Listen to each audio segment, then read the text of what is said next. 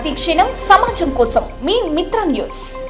Breaking news చూస్తున్నాం. 8 లక్షల రూపాయలు డిమాండ్ చేస్తూ రెడ్ హ్యాండెడ్ గా ఒక అడిషనల్ కలెక్టర్ స్థాయి అధికారి పట్టుబడడం సంచలనం రేకెత్తింది. అవినీతికి పాల్పడుతూ భారీగా లంచం తీసుకుంటూ ఏసీబీ అధికారులకు additional collector Bhupal Reddy red handed గా పట్టుబడ్డాడు. ఈ దాడిలో రంగారెడ్డి అడిషనల్ కలెక్టర్ భూపాల్ రెడ్డితో పాటు senior assistant Madan Mohan ACB దాడులు పట్టుకున్నారు. ఈ సందర్భంగా భూపాల్ రెడ్డి నివాసంతో పాటు కార్యాలయంలో ఏసీబీ అధికారులు దాడులు కొనసాగిస్తున్నారు. ధరణి మార్పుల విషయంలో 8 లక్షలు డిమాండ్ చేసినట్లు ఆరోపణలు వచ్చాయి. భూపాల్ రెడ్డి ఇంట్లో 16 లక్షల నగదు ఆస్తి పత్రాలు స్వాధీనం చేసుకున్నట్లు సమాచారం. ఈ సందర్భంగా అడిషనల్ కలెక్టర్ భూపాల్ రెడ్డితో పాటు మరొకరిని ఏసీబీ అధికారులు అరెస్ట్ చేశారు.